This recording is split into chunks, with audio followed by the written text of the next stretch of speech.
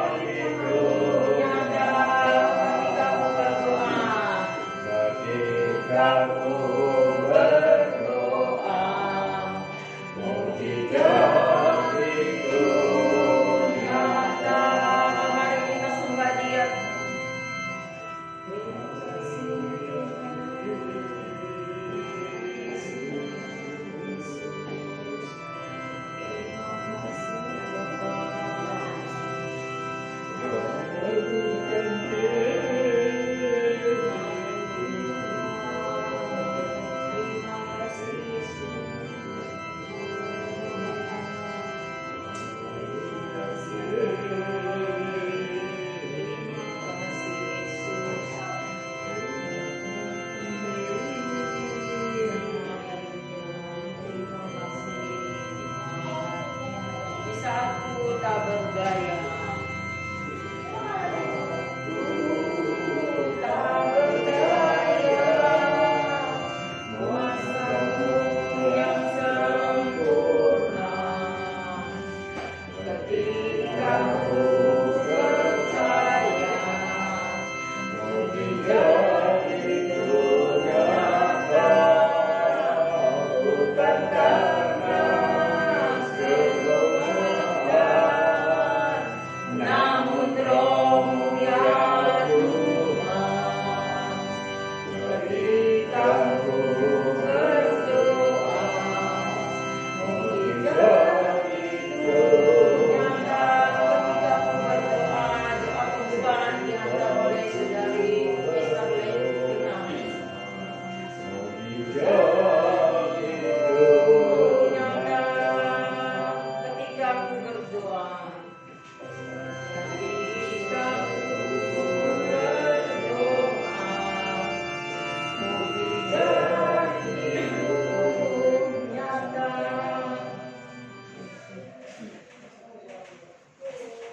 Bapa kami dalam kerajaan surga, Tuhan Yesus kami datang kembali pada-Mu ya Bapa. Terima kasih buat kasih dan anugerah-Mu dalam kehidupan kami hingga kami boleh ada Tuhan. Dan pada saat ini kami berkumpul kembali untuk kami berbakti kembali pada Tuhan. Dan juga Bapa kami percaya Tuhan, karena Engkau sumber kekuatan kami ya Bapa. Maka Tuhan, kami juga rindu ya Bapa, bila ada saudara-saudari kami yang baru berjalan Tuhan menuju tempat ini ya Bapa. Jadi berkati mereka Tuhan, mempercepat mereka ya Bapa, agar mereka dapat bersama-sama dengan kami di tempat ini. Kemudian Bapa kami percaya Tuhan, Engkau senantiasa menyertai kami ya Bapa. Karena kami yang percaya Tuhan, Engkau ada di tengah-tengah kami saat kami beribadah, saat kami sungguh-sungguh mencari-Mu, maka kami akan mendapatkan ya Bapa. Dan Bapa dari Israel ya Bapa, ibadah kami Israel hari ini dari awal dan akhir-akhirnya. Dalam tangan Bapa kami sudah bersyukur. Haleluya. Amin. Amin. Salam. Saya persilakan untuk duduk kembali. Bagi saya kalau nggak kuat berdiri ya silakan duduk ya nggak apa-apa. Yuk sama-sama kita akan memuji nama Tuhan ya. Kita angkat pujian ini mengatakan pada saat ini kalau orang benar berdoa tiada yang mustahil bagi.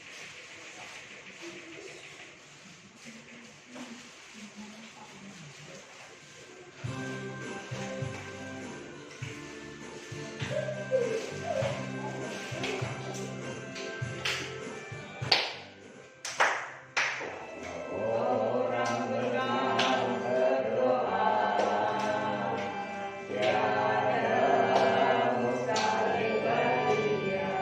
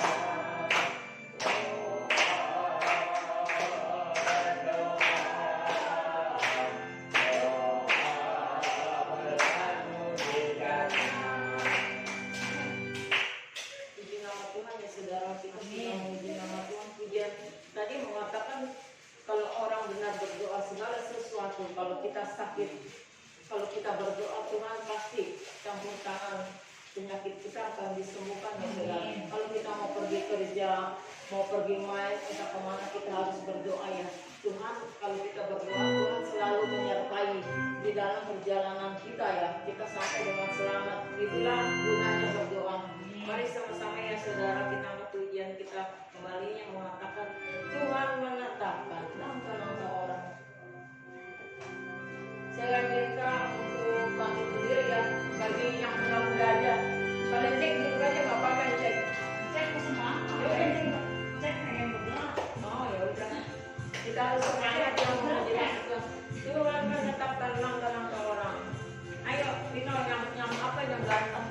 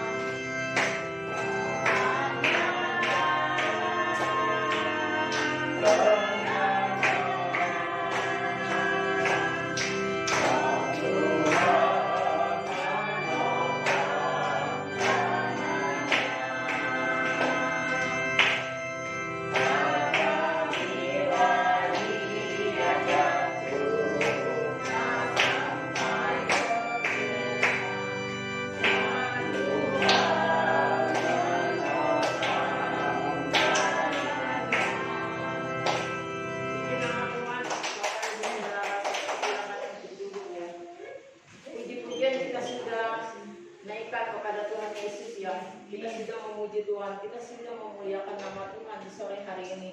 Itu tiba saatnya bagi kita semua untuk mendengarkan firman Tuhan ya Bapak Ibu Saudara. Saya undang untuk bangkit berdiri kembali. Kita angkat pujian yang mengatakan pada saat ini, oleh karena kekurangan Tuhan ku ada sampai hari ini.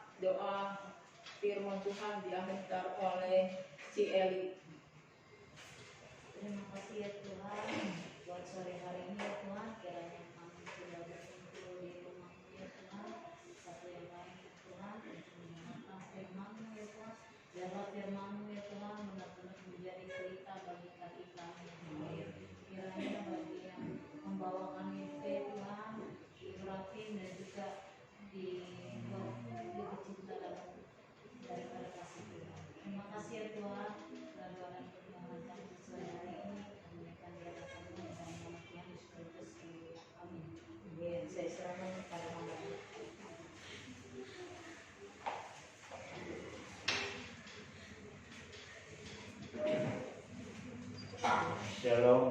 Shalom. Puji Tuhan, pada saat ini kita kembali bersama-sama memuji dan memuliakan anak Tuhan. Saudara, kita lihat kita sebagai orang-orang yang percaya.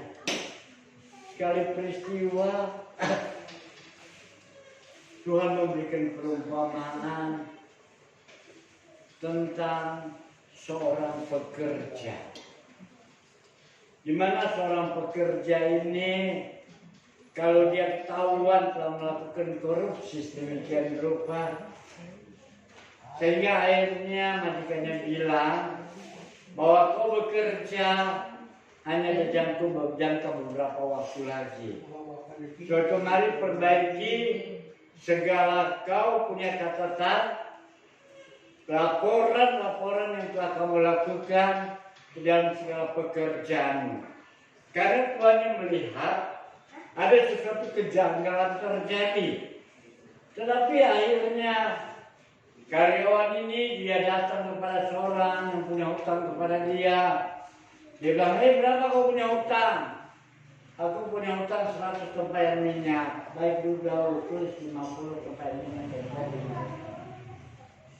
Lalu seorang lagi dia datang, dia bilang, kau punya hutang berapa dengan tuanku? Saya punya hutang 10 talenta. Talenta yang dihitung pada satu adalah 36 kilogram. Jadi dia punya utang, ada 10 talenta itu berbicara bukan tentang kiloan, tapi berbicara tentang nilai yang begitu besar. Lalu akhirnya dia bilang, mari duduk dahulu. Kau tulis hutangmu hanya 2 talenta. Pikir daripada sukaryawan ini, apabila saya telah keluar dari tempat saya bisa diterima dengan orang itu. Sehingga akhirnya Tuhan Yesus katakan bagaimana cerdiknya orang-orang dunia. Dia telah mengambil ancang-ancang bahwa sebentar apabila dia dikeluarkan oleh tuannya, maka dia diterima. Tapi sebenarnya bukan begitu pikirannya. Kenapa? Sebab orang yang punya hutang merasa kalau saya punya hutang 100 tempayan minyak menjadi 50 tempayan minyak, itu berarti nanti aku punya harta juga habis lagi oleh dia. Itu sebabnya dia tidak lakukan, dia tidak menerima orang itu. Tapi Tuhan katakan betapa cerdik orang-orang dunia ini dan bagaimana dalam kehidupan dengan anak-anak Tuhan. Seringkali kecerdikan kita hanya untuk memanipulasi dalam kehidupan kita. Tidak hanya ingin cerdik yang bisa menguntungkan diri sendiri, tetapi bagaimana cerdik menurut hikmat Allah. Cerdik menurut hikmat daripada Allah, bukan cerdik menurut kata dunia. Sebab cerdik daripada kata dunia hanya untuk memanfaatkan diri sendiri. Tapi cerdik dalam kata Alkitab dia adalah orang yang penuh dengan segala hikmat. Dan saya yakin dan percaya kita sebagai orang-orang yang percaya, yang kita telah mengerti dalam kebebasan, yang kita telah mengerti akan keselamatan, yang kita mengerti bagaimana kehidupan ini harus kita jalani, maka tentu kita juga ingin punya hikmat daripada Allah. Amin. Baiklah, kita akan buka Alkitab kita dalam buku Amsal pasal yang ke-16 ayat yang ke-16. Amsal pasal 16 ayat yang ke-16. Sudah dapat kita sama-sama baca berdiri. Ya, punya Alkitab ya, silahkan ambil. Nggak bawa. Ya. Untuk menghormati firman Allah, kita sama-sama bangkit berdiri. Kita akan buka kitab kita.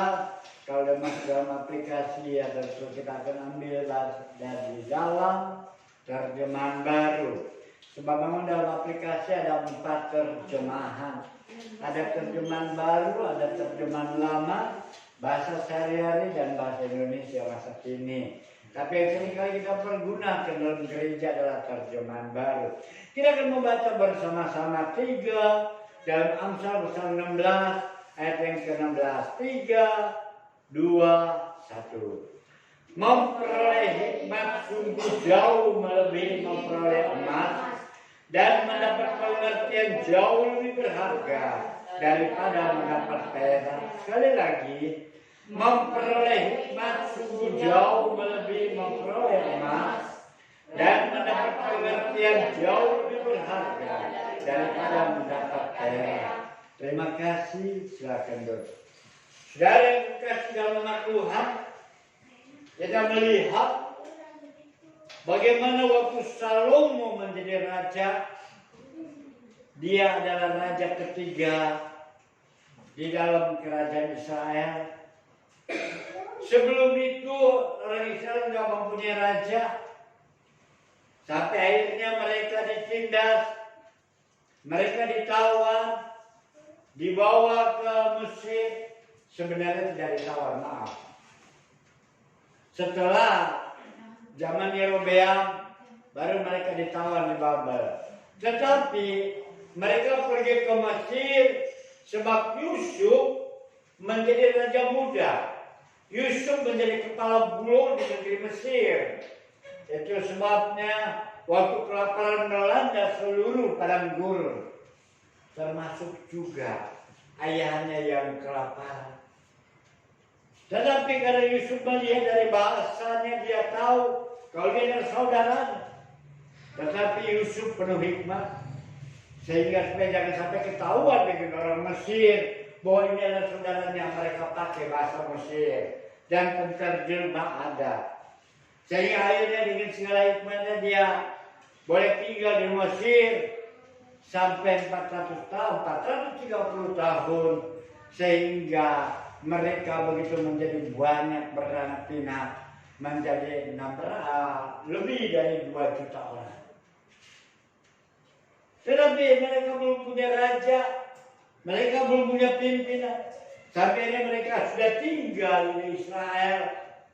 Baru orang Israel mengingat pada raja. Raja pertama karena undian itu Saul. Raja kedua itu adalah pengurapan dari Allah, itu adalah Daud. Dan Salomo adalah turun tahta. Dan Salomo tahu bagaimana susahnya untuk membawai umat Israel yang begitu banyak segala keinginannya, yang begitu banyak segala pemikiran. Sehingga ada Salomo, dia berdoa kepada Tuhan. Waktu dia berdoa kepada Tuhan, Tuhan ampiri dia. Lalu Tuhan bertanya pada Salomo, apa yang kau minta? Salomo bilang, berikan aku hikmat dan kalbudi. Sebab aku gak bisa membimbing umatmu tanpa ada akal budi, hikmat daripada Allah. Itu sebabnya berikan saya hikmat akal budi daripada. Sehingga akhirnya Allah mengabulkan doa Salomo. Dia bilang, anak bilang, sebab engkau tidak minta sesuatu hanya hikmat akal budi, maka akan kuberikan kepadamu, dan segala akan kutambahkan kepadamu kekayaan, akan kutambahkan orang segan kepadamu, bahkan juga umur panjang ditambahkan kepadamu. Sehingga akhirnya terjadi suatu masalah di dalam kerajaan pada saat itu, kerajaan yang luar biasa. Kenapa? Ada 2 orang ibu muda datang dengan menggendong seorang anak. Diperhadapkan kepada raja. Ibu ini bilang, tuanku raja, ini anak saya. Yang satu bilang, tidak, ini anak saya. Tidak bisa, ini anak saya. Salomo lihat sedemikian rupa. Tapi Salomo sudah tahu kuncinya sebab diberikan oleh hikmat. Lalu akhirnya Salomo geleng-geleng kepala dengan ibu ini, berdua ribut dia. Yang seorang bilang, oh ini anak saya, anakmu mati ketindihan. Oh tidak, anakmu itu mati ketindihan denganmu, ini anak saya hidup. Hulu balang, para menteri ada pada saat itu. Lalu mereka bilang, apa yang akan diputuskan oleh Salomo? Apakah dua-dua di penjara? Dia akan ribut di penjara nanti. Kalau satu di penjara, tapi yang lain menuntut, belum tentu yang salah, yang penjara ini salah. Lalu akhirnya Salomo bilang, ambil bos pedang satu. Baik 13 anak ini. Wah, bulu balang kaget. Para menteri kaget. Apakah ini seorang raja yang penuh dengan segala hikmat? Membelah manusia hidup. Lalu seorang ibu bilang, jangan Tuhan. Berikanlah anak itu pada ibu itu. Aku tidak rela anak ini mati di bunuh. Lalu seorang bilang, iya sudah bunuh saja. Belah dua. Biar separuh buat dia, separuh buat aku. Maka di situ tahu bahasa Salomo bahwa orang yang bunuh saja itu adalah yang bohong. Lalu anak itu mulai diserahkan pada ibu daripada anak ini. Dan itu dengan segala hikmat itu, maka terdengar di dalam seluruh sentral negeri bahkan sampai negara tetangga. Sehingga Ratu Seba mulai datang juga. Datang mendengar hikmat daripada Salomo, membawa segala upeti. Itu sebabnya Raja Salomo sanggup membangun rumah Allah yang begitu megah, berlapis daripada emas, karena hikmat Raja Salomo diberikan oleh Allah. Demikian juga dalam kehidupan kita, bahwa dalam segala kehidupan ini kita perlu hikmat. Hidup dalam dunia penuh dengan segala persoalan. Hidup dalam dunia penuh dengan segala tantangan. Jangan hanya ada keinginan hati kita yang tidak sesuai dengan rencana hati ini, maka kita mulai terima apa itu yang namanya kabar bohong. Sebagai orang-orang yang percaya tentu kita tidak diizinkan oleh Allah untuk memakai hikmat dan untuk menyenangkan diri sendiri. Kita dituntut mempergunakan hikmat, dan hikmat yang daripada Allah adalah hikmat yang penuh dengan segala pengertian. Sebab apa dalam Amsal pasal yang ketiga ayat 13-18 berbunyi demikian. Berbahagialah orang yang mendapat hikmat, orang yang memperoleh kepandaian, karena keuntungannya melebihi keuntungan perak, dan hasilnya melebihi emas. Ia lebih berharga daripada permata. Apapun yang kau inginkan tidak dapat menyamainya. Umur panjang ada di tangan kanannya, di tangan kirinya kekayaan dan kehormatan. Jalannya adalah jalan penuh bahagia, segala jalannya sejahtera semata-mata. Ia menjadi pohon kehidupan bagi orang yang memegangnya. Siapa yang berpegang padanya akan disebut berbahagia. Betapa indah hikmat daripada Allah. Betapa hikmat di dalam setiap kehidupan ini, supaya kita boleh memperoleh hikmat. Memperoleh hikmat daripada Allah lebih daripada yang ada di muka bumi ini. Memperoleh hikmat daripada Allah adalah sesuatu yang begitu menyenangkan kehidupan kita. Bahkan dikatakan lebih berharga daripada yang lain. Bahkan juga umur panjang juga ada di tangannya kalau mereka memperoleh hikmat. Tapi barangkali kita berpikir hikmat hanya untuk menyenangkan hati. Tidak semata-mata. Hikmat Allah tidak pernah diberikan hanya untuk kepentingan pribadi. Tetapi hikmat Allah diberikan bagi setiap orang. Supaya mereka boleh mengerti akan kehendak Allah. Hikmat Allah diberikan untuk setiap kehidupan yang benar-benar berharap pada Dia. Bukan hikmat itu hanya dipakai untuk menjadi suatu alasan di dalam segala setiap kehidupan kita pada saat ini. Setelah sekian lama kita hidup di dalam rumah, setelah sekian tahun kita sudah membiasakan diri di rumah. Sebab apa? Sebab untuk enggan sekali beribadah. Dan kalau sudah ada pemberitahuan, maka begitu banyak alasan demi alasan. Sebab apa? Sebab hikmah yang dipakai untuk menjadi suatu alasan.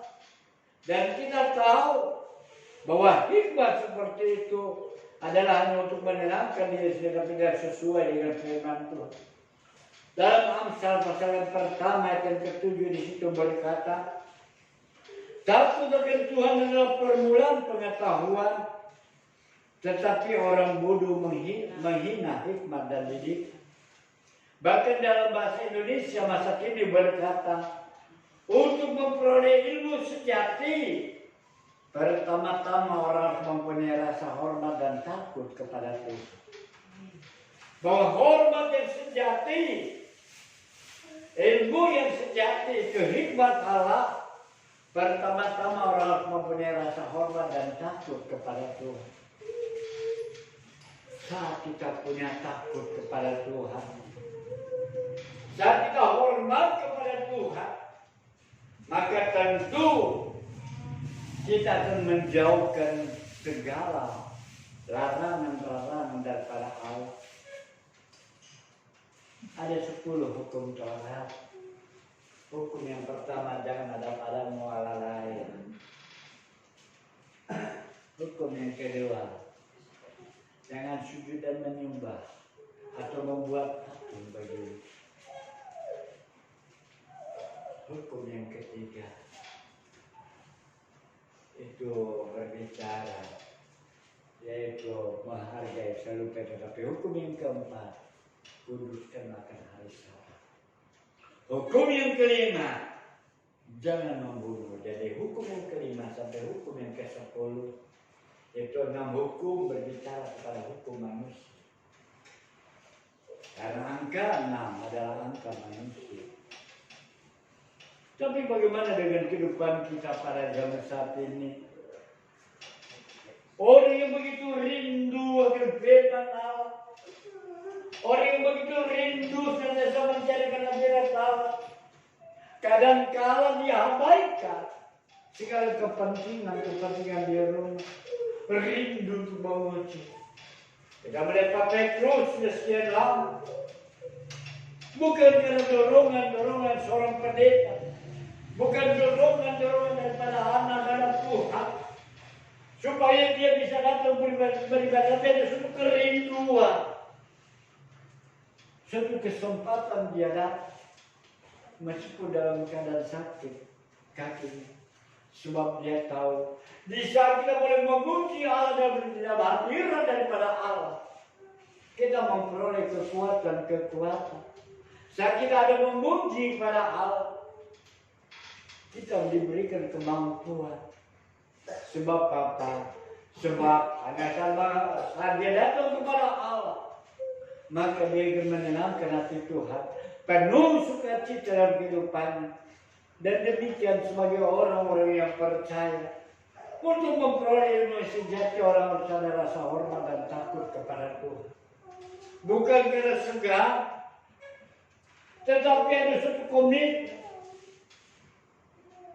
Saya di saat saya ada di luar pulau, saat sesuatu hal saya tidak bisa kembali ke Pulau Jawa, sering kami lakukan pekerjaan kami di luar pulau.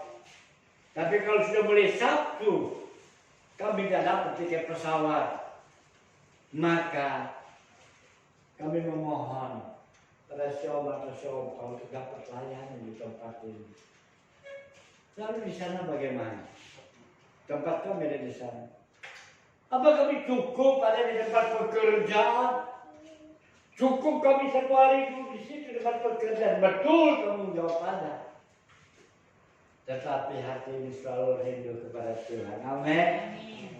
Kami pergi, kami panggil tukang masjid. Tolong saudara, antar saya ke gereja. Gereja mana? Yang mana aja. Dan waktu kami datang, ternyata bahasanya bahasa Hokkien. Kami memuji nama Tuhan, ya kami mengerti itu lagunya. Kami hanya paling hanya bersenandung. ikut irama Tuhan. Tidak bisa ikut bahasa dia.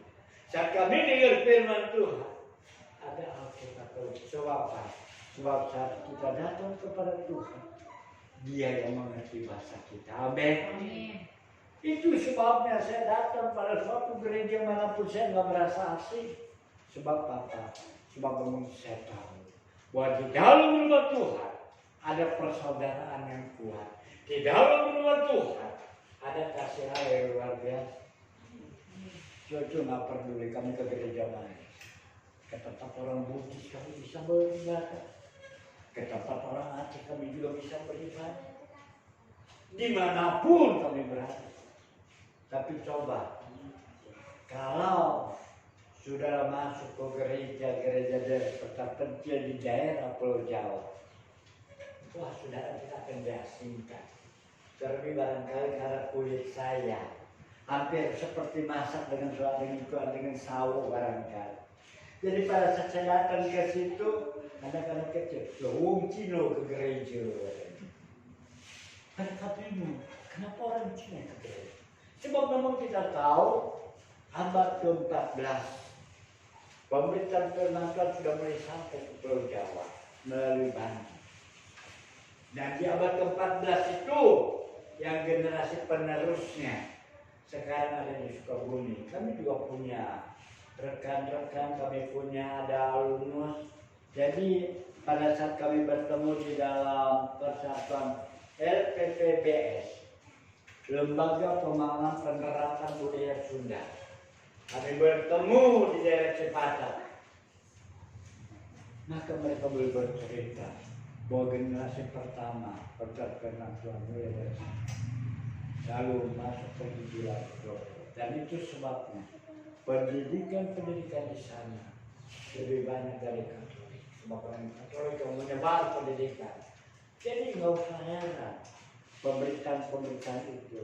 Dan kembali lagi kita melihat bahwa justru untuk memperoleh ilmu sejati, untuk memperoleh hikmah daripada Allah. Ayat yang ketujuh dikatakan takut akan Tuhan adalah permulaan pengetahuan. Dan orang yang takut kepada Tuhan, tentu dia akan melakukan segala sesuatu yang menyenangkan hati Tuhan. Sebab dengan ada hormat kepada Tuhan, dengan ada rasa hormat kepada Dia, maka diberikannya itu segala hikmat terbudi daripada Tuhan. Dan kita melihat dalam 1 Korintus pasal yang pertama, ayat yang ke-24, 1 Korintus pasal yang pertama, ayat yang ke-24.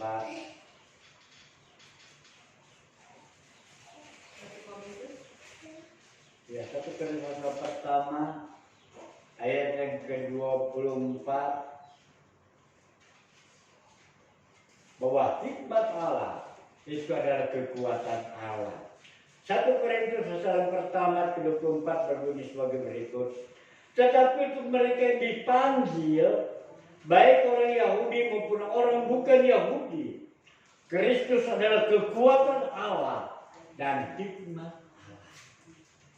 Jadi sebagai orang-orang yang percaya, kalau kita hanya bisa mengandalkan berkat Allah saja, baik itu kekuatan Allah, baik itu segala berkat-berkat Allah, baik itu segala kesehatan yang Dia berikan, dan Tuhan mau bukan itu saja, tetapi biar kita juga selalu mengandalkan kekuatan Allah. Roma pasal yang pertama 16 dan 17 itu berkata, aku mempunyai keyakinan yang kokoh dalam Injil, sebab Injil itu adalah kekuatan Allah. Dan karena itu kekuatan Allah, dia sanggup menyelamatkan bagi orang yang percaya. Pertama-tama orang Yahudi dan juga orang Yunani. Artinya mereka yang percaya kepada Tuhan, mereka punya hikmah daripada Allah, maka mereka mengandalkan kekuatan Allah. Saat kita berbicara tentang hikmat Allah, kita berbicara tentang salib, dunia barangkali nggak mengerti itu tentang salib. Yang mereka tahu bahwa salib adalah tanda sebagai penghukuman, Yang berkata bahwa salib adalah tanda yang begitu hina. Orang yang mati di salib. Bahkan beberapa orang menafsirkan daripada Alkitab ini bahwa Yesus mati di salib sebagai buronan negara. Sebab itu adalah hukuman yang paling hina. Sebenarnya bukan. Dia adalah sebagai lambang. Dia yang membebaskan manusia. Kesalahan saudara dan saya tidak bisa menyelamatkan diri kita sendiri. Tapi ada pengganti. Dan itu sebabnya setiap kali orang datang sebelum Yesus di muka bumi, maka ada pengorbanan. Mereka bawa itu lembu, mereka bawa itu domba, sesuai dengan kemampuan keuangan ekonominya masing-masing. Dan itu dilakukan setiap tahun. Itu sebabnya Ibrani berkata tidak mungkin kalau darah hewan itu lebih berharga sanggup menyelamatkan manusia. Kita lebih berharga daripada hewan. Masa kita bisa diselamatkan darah hewan? Itu sebab Yesus datang ke dalam dunia. Dan karena dia datang ke dalam dunia, dia menyelamatkan saudara diganti dengan darahnya, mati di salib. Dan setelah kita mengerti akan pengorbanan Yesus, maka kita boleh masuk ke dalam hikmat Allah, diberikan pengertian. Amin. Saat kita boleh diberikan pengertian daripada Allah, saat kita boleh ada bersama-sama dalam Allah, kita mengerti tentang hikmat daripada Allah, mari kita lakukan, mari kita jalani, mari bersama-sama kita kerjakan iman kita. Setelah 2 tahun kita bisa lulus, bisa lolos daripada segala virus yang berbahaya. Berapa banyak saudara-saudara kita yang meninggalkan kita. Berapa banyak saudara kita barangkali yang terkena virus dan tanpa kita sadar. Dan kalau kita ada sampai saat ini, semata-mata bukan karena kekuatan kita, tapi anugerah pertolongan Allah. Amin. Sebab itu pada saat kita menerima pertolongan Allah, kita boleh diluputkan. Akan pada sampah ini, mari kita pergunakan hikmat itu. Kita pergunakan hikmat Allah itu untuk kita boleh lebih dekat lagi kepada Tuhan. Kita boleh lebih belajar lagi kepada Tuhan. Sebab saudara dan saya, kita diciptakan menurut teladan daripada Allah Bapa. Amin. Coba kita baca di dalam Kejadian pasal yang pertama. Coba kita baca Kejadian pasal yang pertama, ayat yang ke-26 dan ke-27. Saya baca kepada saudara. Berfirmanlah Allah, baiklah kita menjadikan manusia menurut gambar dan rupa kita, supaya mereka berkuasa atas ikan-ikan di laut dan burung-burung di udara, dan atas ternak dan atas seluruh bumi, dan atas segala binatang melata yang merayap di bumi. Maka Allah menciptakan manusia itu menurut gambarnya. Menurut gambar Allah diciptakannya dia laki-laki dan perempuan, diciptakannya mereka. Alkitab yang ada di tangan saudara dan saya tidak ditulis hanya pada zaman Tuhan Yesus bersama para rasul. Sama sekali tidak. Alkitab tidak hanya ditulis oleh Rasul Paulus yang memberitakan kabar keselamatan pada orang-orang kafir, tapi jauh sebelum Tuhan Yesus datang, jauh sebelum Tuhan Yesus lahir, Alkitab sudah boleh ditulis. Dan berapa lama Alkitab boleh ditulis? Alkitab tidak ditulis 10 tahun, 20 tahun. Alkitab tidak ditulis pada zaman orang pada saat itu. Misalnya kalau saya dipanggil Tuhan, lalu saya buat tulisan-tulisan, katakanlah namanya buku kudus. Lalu saya dengar cerita, ini begini alat-alatnya dia tulis. Oh iya ini begini, kita dengar dari dongeng-dongeng, oh ditulis, tapi tidak dengan Alkitab. Alkitab ditulis lebih daripada 40 orang. Dikumpulkan tahunnya hampir 1600 tahun, 16 abad. Dan ini sudah dipergunakan perjanjian lama, sudah dipergunakan pada zaman Tuhan Yesus. Itu sebabnya waktu Yesus datang ke bait Allah, dia buka di buku Yesaya. Sehingga ada satu ayat berkata, bahwa dari kelahiran sampai kehidupan dan kematiannya, itu tertulis di dalam Alkitab kehidupan Tuhan Yesus. Jadi sudah dinubuatkan jauh-jauh hari. Lebih daripada 40 orang. Dan kali itu kalau kita baca bahwa Allah menciptakan manusia menurut teladan Dia, itu berarti Allah sendiri yang berkata dan setiap orang dan orang yang dipilih oleh Allah disuruh menulis. Tetapi meskipun demikian, dari Kejadian sampai Wahyu ada urutan kejadiannya, tidak tumpang tindih. Kecuali kalau mereka hanya kembali diingatkan. Itu tumpang tindih, bukan tumpang tindih mengingatkan, tapi semua sudah berlanjut. Ada jalurnya mulai dari kejadian dunia diciptakan sampai kita menuju kepada Wahyu, buku nubuatan. Sudah ada lanjut. Sesuai, sebab memang yang menulis ini adalah inspirasinya ada Allah sendiri. Amin. Dan kalau kita berkata, mengapa Allah itu 3 bagian? Tritunggal. Ada Allah Bapa, Allah Anak, Allah Roh Kudus. Allah berkata, baiklah mari kita menciptakan manusia menurut teladan kita. Lalu sehingga ayatnya menjadi gambaran.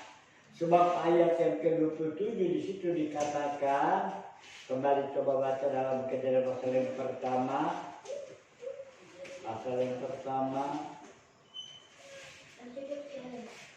Ayat yang ke-26. Baiklah kita menjadikan manusia menurut gambar dan rupa kita. Artinya kalau Allah itu Tritunggal, maka kita juga menjadi ada 3 bagian dalam kehidupan kita. Amin. Apa aja itu? Apa aja itu? Ada Roh yang akan kembali pada Bapa untuk mempertanggungjawabkan kehidupan kita di muka bumi. Perhatikan. Kalau kita tidak menurunkan firman Allah, kita masuk ke dalam penghukuman, ulatnya pun tidak menjadi mati. Yesus katakan sebab Yesus mau tahu, dia tahu.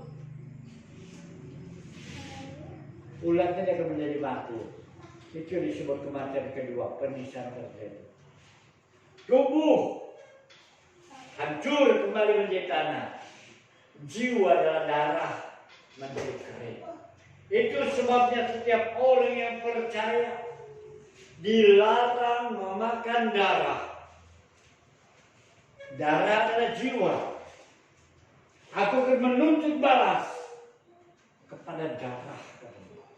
Sebab itu yang dahulu kita barangkali suka. Paling hebat ini. Darah ini. Tapi maaf bicara. Bagi mereka yang sudah pernah memakan itu, ini perut juga nggak terima. Ini perut juga nggak terima. Sebab kotorannya begitu kotor seperti kotoran gagak katanya. Tidak bisa terima dia. Jadi tidak boleh makan darah. 3 bagian dalam kehidupan kita. Manusia nggak ada terdiri pada roh. Sebab kalau roh tidak berbentuk, tidak ada tubuh, tidak ada jiwa, tidak akan kelihatan. Dan manusia juga tidak hanya terdiri pada tubuh. Sebab kalau tubuh saja, barangkali ada jiwa bisa sama seperti hewan, tetapi tidak ada roh, tidak bertanggung jawab. Tapi manusia diciptakan dengan 3 unsur, sebagaimana Allah katakan bahwa kita menjadikan manusia menurut gambar dari rupa kita. Jadi kalau ada orang tanya dengan saya, kenapa Tuhanmu 3? Cukup saya tanya, kamu terdiri berapa bagian? Nggak usah jauh-jauh dari bilangnya pisang itu beranak, nggak ada ayah ibunya. Nggak usah jauh-jauh dari kita bicara tentang kunci, itu ada anak kunci juga nggak beranak berkunci.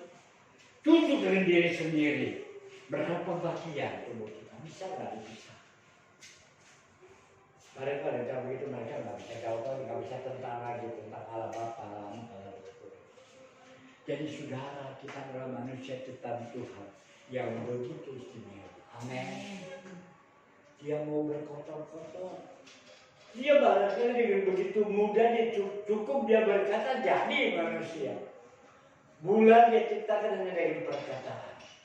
Matahari dia ciptakan hanya dengan perkataan. Bintang udara dia katakan dengan perkataan. Bahkan hewan-hewan besar sampai hewan kecil, hewan apa yang gak ada sekalipun cukup dengan perkataan. Tapi manusia diperhatikan oleh Allah, dibuat. Dia mau berkotor-kotor tangannya, dia ambil dari tanah liat. Ditaruhnya itu ginjal di sebelah mana. Ditaruhnya itu paru-paru yang kita masuk oksigen. Dia sebagai filter udaranya ditaruh di mana supaya bisa masuk ke aliran darah. Luar biasa penciptaan kita, begitu ajaib. Dia ciptakan sedemikian rupa. Lalu setelah boleh jadi, dihembus rohnya. Roh Allah dihembus kepada manusia. Tadinya kita begitu indah, tinggal di Taman Eden. Tapi karena pandangan mata daripada Hawa, si setan udah keluar memutarbalikkan kebenaran firman Tuhan. Sehingga akhirnya kita jauh daripada Allah. Suatu mari pada jam saat ini, kita adalah orang yang perlu ini sekali benar kita lakukan untuk belajar mengerti kebenaran firman Allah dengan hikmah daripada Allah. Karena apa? Karena untuk belajar memperoleh hikmah daripada firman Allah, nggak perlu kita bersemedi di gunung-gunung yang tua. Nggak perlu cara-cara ritualisasi yang begitu menakutkan. Kita akan membaca dalam 2 Timotius pasal yang ketiga. Supaya kita boleh penuh dengan segala hikmah. 2 Timotius pasal yang ketiga ayat yang ke-15. Disitu dengan jelas 2 Timotius pasal yang ketiga ayat yang ke-15. Saya akan bacakan untuk saudara. Ingatlah juga bahwa dari kecil engkau sudah mengenal kitab suci yang dapat memberi hikmat kepadamu dan menuntun engkau kepada keselamatan oleh iman pada Kristus Yesus. Segala tulisan yang diilhamkan Allah memang bermanfaat untuk mengajar, untuk menyatakan kesalahan, untuk memperbaiki kelakuan, dan untuk mendidik orang dalam kebenaran. Firman Allah ini begitu bermanfaat. Amin. Kalau kita sudah dididik dengan firman Allah, saat kita terkena sanksi, nggak usah kecewa. Saya manusia penuh dengan segala kelemahan. Waktu kami ada di tempat pendidikan, hari Jumat kami mau pergi ke Surabaya. Kebetulan adik ada di Surabaya. Itu juga desain daripada saya. 2 kali dari Surabaya atas instruksi daripada saya. Untuk memegang usaha pada saat itu, dia masih di PT Sriwijaya. Itu bosnya kenal dengan saya. Jadi minta seorang yang bisa bikin kabar. Dulu. Lalu akhirnya saya pikir saya di Tawangmangu, rasanya jenuh. Saya pikir ke Surabaya. Hari Jumat nggak keburu mau turun. Karena begitu banyak pekerjaan, maklumlah Kita ke kampus, kita belajar dari pagi sampai malam 5 hari. Jadi hari mau keluar, saya kerja bakti, saya cuci baju, berjemur apa, berapa distrik, udah keburu. Hari Sabtu pagi, kami turun ke Tomang, mati lampu. Jam 3 saya sudah turun dari kampus. Meskipun saya ada melihat serigala dari belakang, harimau di belakang. Sampai Tomang kurang lebih jam 4, kami naik mobil, ketemu di Surabaya. Namun kami udah tahu alamatnya di Surabaya. Lalu akhirnya kami pulang. Kata adik kami pulang. Berangkatnya dari sini saja malam. Jam 11 ke Solo masih banyak mobil. Sebab kalau Semarang Solo, Surabaya ke Solo itu tiap jam ada 24 jam. Sama kayak mobil Cengkareng Kamal. Jadi, udah jam 11, pikir ya keburu lah, jam 10 kami. Rupanya terjadi macet di Maui, kami terlambat. Sampai di kampus, hari Senin pelajaran sudah dimulai.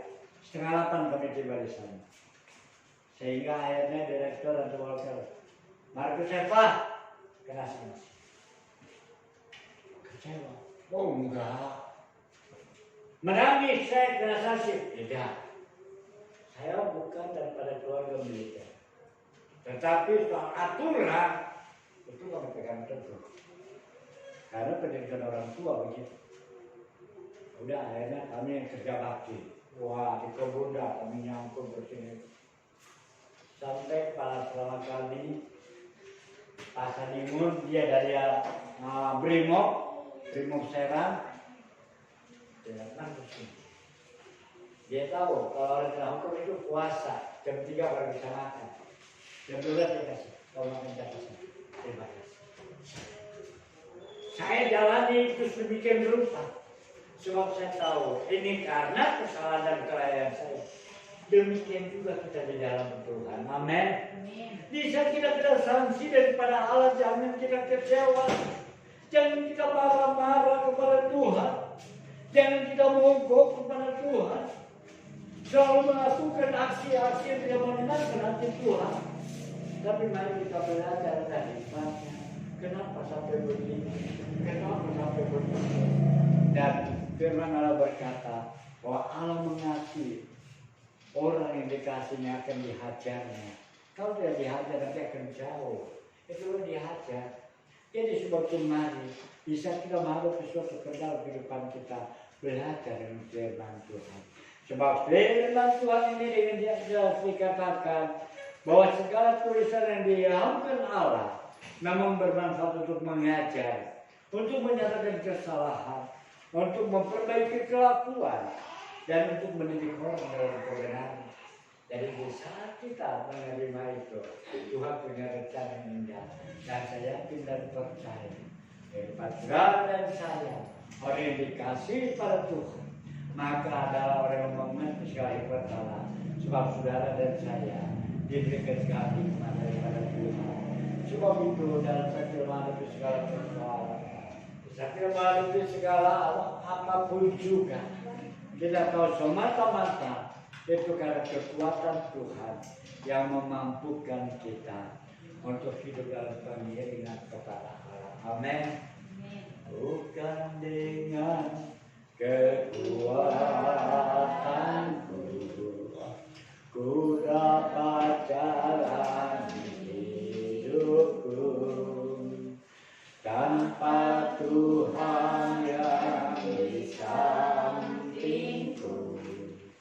Ku tak mampu sendiri, Engkau Tuhanku yang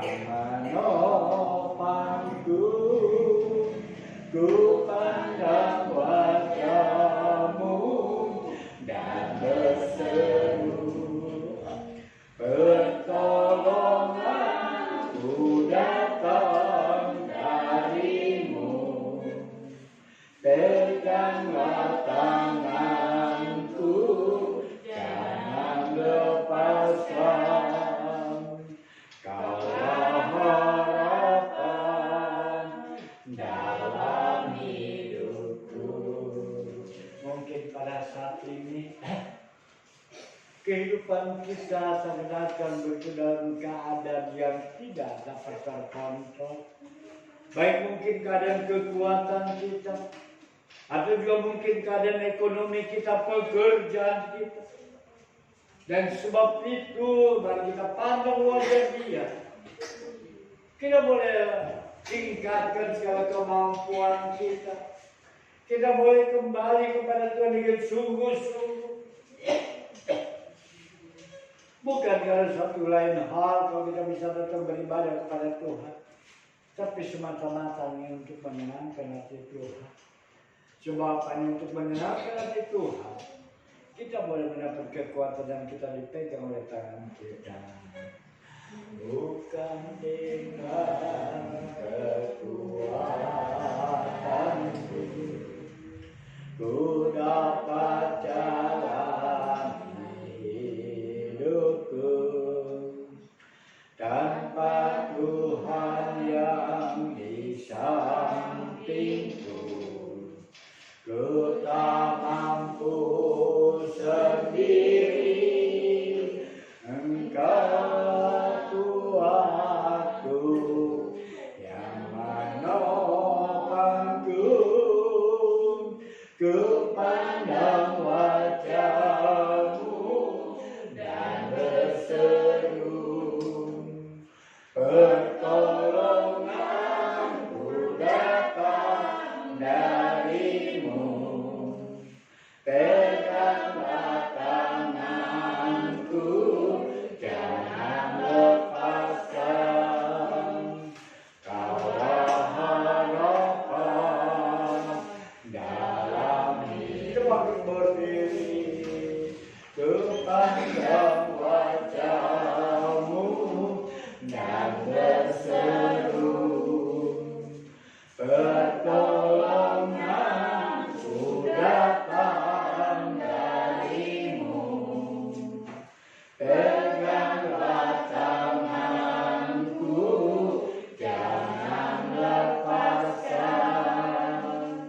Kaulah harapan dalam hidupku.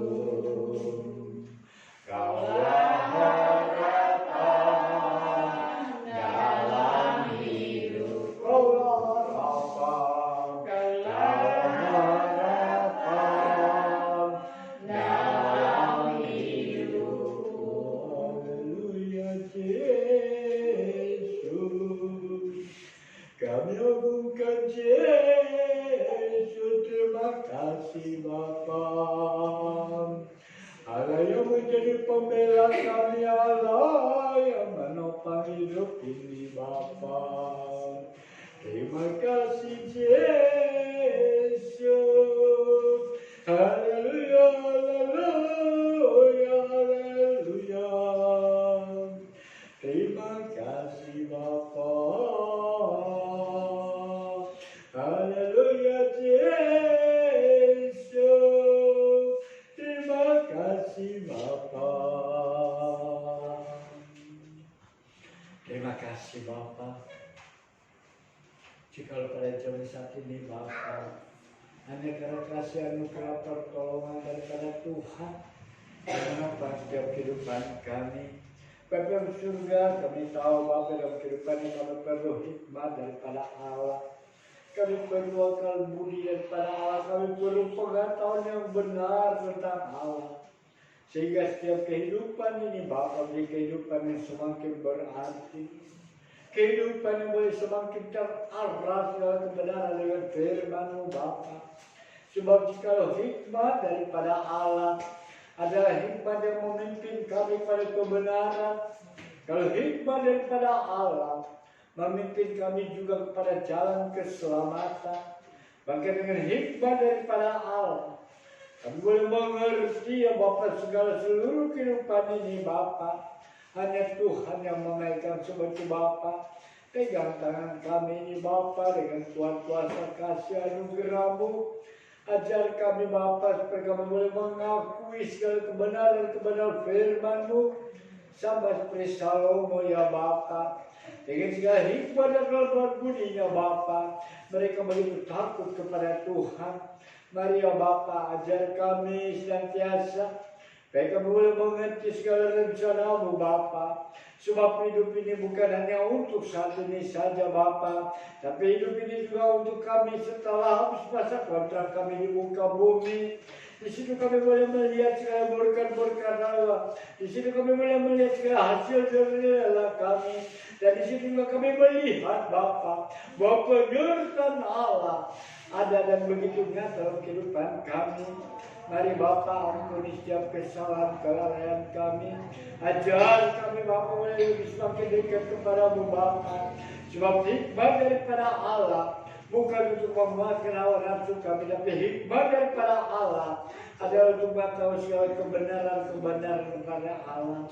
Mari ya Bapa Tuhan, kalau hamba telah berhenti berkata-kata, umatku telah berhenti pada mendengarkan firman-Mu, dan biar kuasa Roh Kudus Bapa boleh bekerja dengan begitu indahnya, memimpin dan menyertai kehidupan ini Bapa, dengan segala kuat kuasa kasih anugerah-Mu Bapa. Di dalam nama Yesus Tuhan, kami berucap syukur. Haleluya. Amin. Saudara, silakan duduk. Saat ini kita boleh masuk pada minggu pertama. Kita boleh membuat segala perpuluhan kita kepada Tuhan. Kita membuat segala korban-korban tantangan kita. Kita angkat tujuan kita berkata, jikalau Tuhan bersama dengan aku. Jikalau Tuhan bersama dengan aku, kemana ku pergi dan ku berada, ku tak takut apa saja yang terjadi. Ya Tuhan bersamaku setiap hari.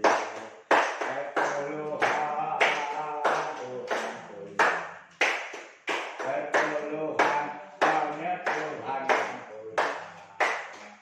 Aku tidak berapa-apa dan mengaku pertolongan hanya Tuhan yang punya.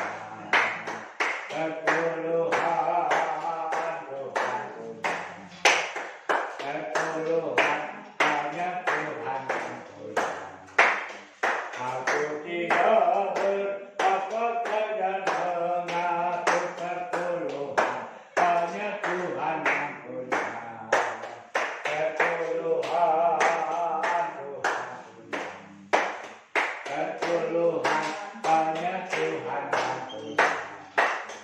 Aku tidak berapa-apa dan mengaku pertolongan hanya Tuhan yang punya.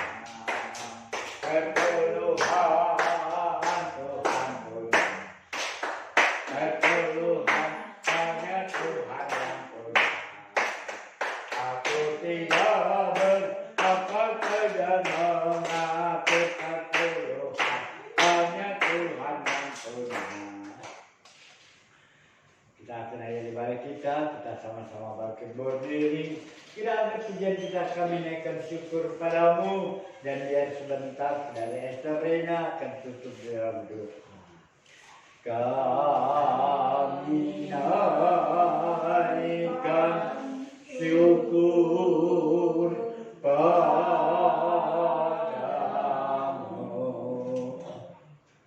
Kami naikkan syukur padamu. Syukurkan kasih-Mu yang mulia. Kami naikkan syukur padamu.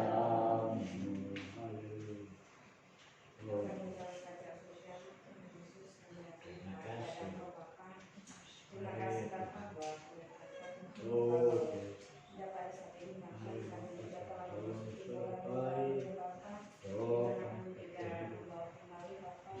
Segala usaha hasil dari kerjaan kami tetap percaya pada Allah. Allah kami akan kembali pada kasih Bapa. daripada ini Oh, pangkat dan Tuhan, kuatkan kami buat Bapa, kuasa Bapa, kasih. segala aktivitas kami Bapa sertai ya Bapa. Kami bersyukur ya Bapa, karena kasih tidak pernah jauh dari kehidupan kami ya Bapa. Tuntun kami kembali ya Bapa, karena kami selalu setia kepada Tuhan. Kami ingin percaya Bapa, kami permintaan kami selalu menyembah ya Bapa. Asal kami sungguh-sungguh ya Bapa, karena kami percaya kita Tuhan Terima akan kasih. melakukan pekerjaan dan hidup kami lakukan. Bukan karena kuasa yang Terima dari kami, kasih. tapi semua karena kemuliaan Engkau ya Oh, Bapa. Terima kasih Bapa, kami akan percaya bahwa di dalam nama kami kami kembali ya Bapa. Jika kami mau berdoa Oh, kepada Engkau ya Bapa.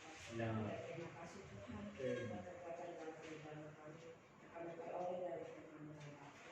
Kami sudah berdoa bersyukur. Terima kasih Bapak atas segala pimpinan dan bimbingan-Mu Bapak. Kami juga berdoa bagi anak-anak-Mu tidak bisa hadir pada saat ini Bapak. Di dalam segala setiap kesibukannya Tuhan, mari berikan hikmat atau budi pada Tuhan. Bahwa hal yang terutama untuk mencari kehadirat-Mu ya Bapak. Supaya umur panjang kami ditambahkan. Supaya berkat kami boleh melimpah Bapak. Dan dengan hikmat daripada-Mu Bapak. Umat-Mu, anak-anak-Mu Bapak. Boleh menghadapi hidup ini dengan penuh sukacita. Mari ya Bapak, Tuhan tolong Bapak sebentar berada di satu yang lain. Mari Tuhan sertai bagi anak-anak-Mu Bapak. Bagi yang bersekolah berikan hikmat akan Tuhan. Cukup kenal biaya pendidikannya Bapak. Yang bekerja baik mereka bekerja di kantor-kantor swasta, di kantor-kantor pemerintah. Berikan juga roh yang takut kepada Tuhan. Dijauhkan dari segala sesuatu yang mengangkatnya untuk menguntungkan diri sendiri. Dan biar berikan roh yang takut kepada Tuhan.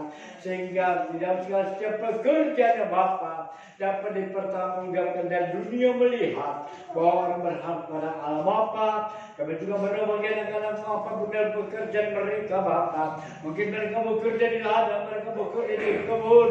Mari Tuhan berkati semua dengan kuat kuasa-Mu. Baik mereka bekerja di hutan, di tengah hutan, puncak gunung, pada belantara. Dan juga mari berkati Bapak. Dan mereka bekerja di pantai, sebagai nelayan, bahkan mungkin mereka bekerja di alat transportasi Bapak. Mereka bekerja mungkin sebagai pelayaran, mungkin mereka sebagai nakoda kapal, baik di kapal-kapal pesiar, kapal-kapal laut. Bahkan juga baik mereka melayani di dalam perjalanannya, baik dalam jalan darat, bahkan juga di udara. Mari Tuhan campur tangan, berkatikan seluruh umat dalam segala pekerjaannya, jauhkan segala berbahaya, jauhkan segala bahaya. Kita akan tutup buku dengan kuasa-Mu Bapa, sehingga boleh bertemu dengan keluarganya dengan selamat. Terima kasih Bapa, hanya kepada-Mu ya Bapa kami berdoa syukur. Haleluya. Maka terkasih, kita harap di mata rohani kita Bapa di surga. Sebab dari sana juga seluruh umat kita terarah, dan dari sana juga segala berkat-berkat Allah dicurahkan. Dan biar kita pulang ke masing-masing, kita pulang dengan segala berkat-berkat Allah Bapa. Damai sejahtera sukacita anugerah Tuhan Yesus Kristus, serta persekutuan penyertaan kuasa Roh Kudus menyertai seluruh kita sekalian, mulai pada jam saat ini sampai dan Tuhan kali kedua di awal di sana mengangkat kita semua. Bapa terima kasih. Bapa terima